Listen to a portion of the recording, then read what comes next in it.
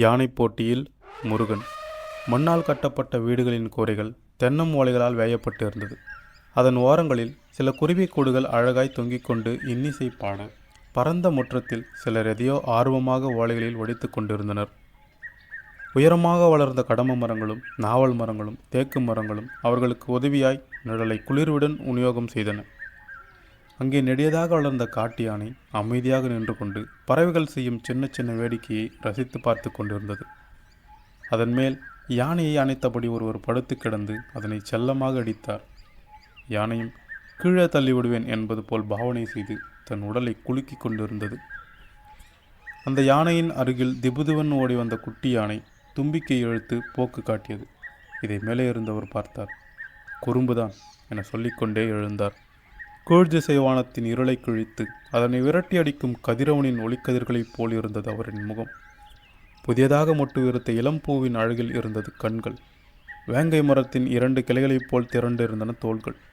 வேலையாந்தி சிவந்திய கைகள் பலாவின் தோலினைப் போல் கடினமாக இருந்தது.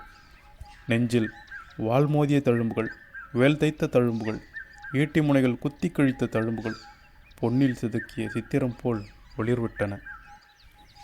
அவர் அங்கிருந்த குட்டி யானையை தன்னிடம் அழைத்தார். அருவி, நீ சென்று மகிழியை வரச் சொல். அந்த குட்டி யானை அமைதியாய் நின்றது. ஆண் யானை ஏதோ சைகை செய்யவும் புதருக்குள் ஓடி சற்று நேரத்தில் 4-5 யானைகளை கூட்டிக் கொண்டு வந்தது. அவர் அவைகளுடன் பேச ஆரம்பித்தார். நண்பர்களே, கேளுங்கள். நீங்கள் முன்பு போல் என்னுடன் விளையாடுவதில்லை. உங்கள் உறவுகள், உங்கள் மரங்கள், உங்கள் மகிழ்ச்சியிலேயே ஆர்ப்பரிக்கிறீர்கள். பக்கத்தில் உள்ள நீர்நிலைகளுக்கு கூட நீங்கள் என்னை அழைத்து போவதில்லை. உங்கள் மேல் மிகுந்த கோபத்தில் உள்ளேன். ஆகவே அதனை தனித்து கொள்ள இன்று ஒரு விளையாட்டு ஏற்பாடு செய்கிறேன். எவ்வளவு பேர் வேண்டுமானாலும் கலந்து கொள்ளலாம். அங்கிருந்த அனைத்து யானைகளும் சம்மதம் என்பது போல் தலையசைத்தன. இங்கிருந்து 2 மைல் தொலைவில் 2ஆம் பாதையில் சந்தன மரங்கள் இருக்கும் இடம் தெரியுமல்லவா?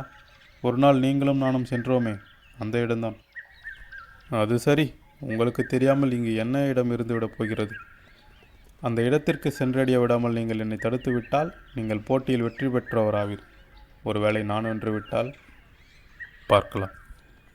போட்டிக்கு பரிசு முக்கியம் அல்லவா? நீங்கள் வென்றுவிட்டால் 20 தினங்களுக்கு உங்களுக்கு தேவையான உணவினை நானே கொண்டு வந்து கொடுக்கிறேன். ஆனால் நீங்கள் தோற்றுவிட்டால் இதோ இருக்கிறானே அருவி, இவனுடன் நீங்கள் 20 தினங்களுக்கு பேசக்கூடாது. குட்டி யானை தும்பிக்கையால் அவரை பிடிக்க முயல உயரம் போதாமல் அந்த யானையின் கால்களை சீந்தி கொண்டிருந்தது. இவனுடன் ஏன் பேசக்கூடாது என்று நீங்கள் நினைக்கலாம். இவன் தொல்லை அதிகமாகிவிட்டது. குறும்பும் தான். ஆகவேதான் இந்த முடிவெடுத்தேன். சரி, போட்டிக்கு வருபவர்கள் அணிவகுத்து நில்லுங்கள். சிறிது நேரத்தில் அங்கிருந்த யானைகள் நாலாபுறமும் ஓடி சிறிது நேரத்திலேயே 50 யானைகளை ஒன்று சேர்த்தது. ஒரு முடிவுடன் தான் இருக்கிறீர்கள். சரி, வாருங்கள் பார்ப்போம். மேலே இருந்தவர் கீழே குதித்த வேகத்திற்கு சருகுகள் புழுதியாக மேலே எழுந்தன.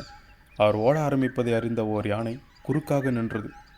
உள்ளே சறுக்கிக் கொண்டு அதனை தாண்டி சென்றவர் திரும்பி அந்த யானையை பார்த்து அழகு காட்டிவிட்டு சென்றார். நெருக்கி அடித்த குறுகலான பாதைகள் சுற்று வழிகளை கடந்து 1ஆம் பாறையை நெருங்கும் போது பக்கத்திற்கு ஒன்றாக ஆலமரத்தின் விழுதுகளை வழியில் பிடித்து கொண்டு யானைகள் நின்றன.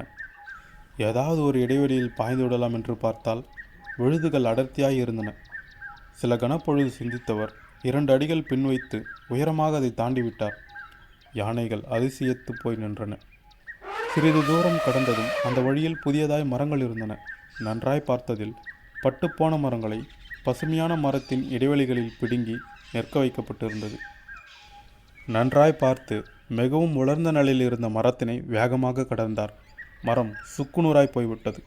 2ஆம் பாறையை நெருங்கும் போது 10க்கும் மேற்பட்ட யானைகள் மலை போல் வழிமறித்து நின்றன. அதன் பின்புறம் பார்த்தால் சந்தன மரத்தை அடையவிடாமல் தடுப்பதற்காக மேலும் சில யானைகள் அந்த வழியை மலைக்கற்களால் அடித்தன. அதை பார்த்து கொண்டே வந்தவர் யானையின் அருகில் வந்ததும் ஒரு நிமிடம் நின்றார். மேலும் கீழுமாக வேகமும் மெதுவுமாக அங்கும் இங்குமாக ஓடினார். குழம்பிய யானைகள் சற்று தளர்ந்து விட ஒரே பாய்ச்சலாக அவைகளை கடந்து விட்டார். இப்பொழுது இருக்கும் ஒரே தடைக்கல் இந்த மலைக்கற்கள் தான்.